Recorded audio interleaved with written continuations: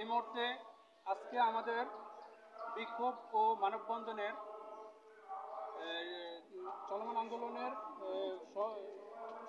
আন্দোলনের সমাপ্তি ঘোষণা করবেন এবং তার মূল বক্তব্য আজকের সভার সভাপতি জনাব মোহাম্মদ মোবারক হোসেন ভূঁইয়া। বিসমিল্লাহির রহমানির রহিম। বাংলাদেশ সড়ক ও জনপথ শ্রমিক ইউনিয়ন কেন্দ্রীয় সংসদ ঘোষিত এই চলমান আন্দোলনের দ্বিতীয় দিন মানববন্ধন ও বিক্ষোভ মিছিল অনুষ্ঠিত হতে যাচ্ছে। আমরা দীর্ঘদিন যাবৎ মাস্টার রোল এবং ওয়ার্কশপ শ্রমিকদেরকে নিয়ে আন্দোলন করে যাচ্ছি। 7 দফা দাবি বাস্তবায়নের লক্ষ্যে আমাদের দাবি যদি অবিলম্বে মেনে নেওয়া হয়, আমরা ক্রমান্বয়ে কর্মসূচি পালন করে যাচ্ছি, শান্তি শৃঙ্খলাভাবে পালন করে যাচ্ছি।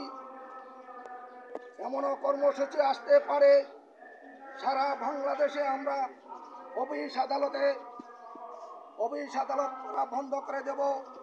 আমাদের দাবির বিপক্ষে কারা কাজ করছে, ওরা কারা?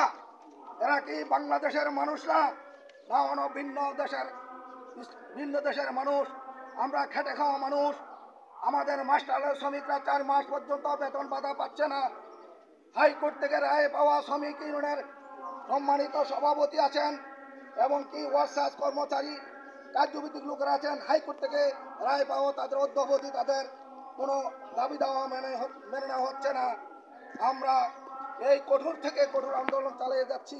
আমাদের দাবি যদি পরবর্তী সময়ে মেনে নেওয়া হয়, আমরা এই আন্দোলন চালিয়ে যাব।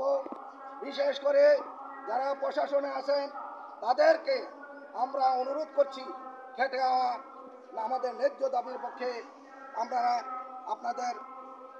আমাদের দাবি মেনে নেওয়ার জন্য প্রিন্ট মিডিয়া, ইলেকট্রনিক মিডিয়া যারা আছেন, সাংবাদিক ভাইরা, তাদের প্রতি অনুরোধ করছি, আমরা আমাদের দাবি দাবিগুলি সুন্দরভাবে আপনারা লিপিবদ্ধ করবেন, আমাদের পক্ষে আপনারা থাকবেন।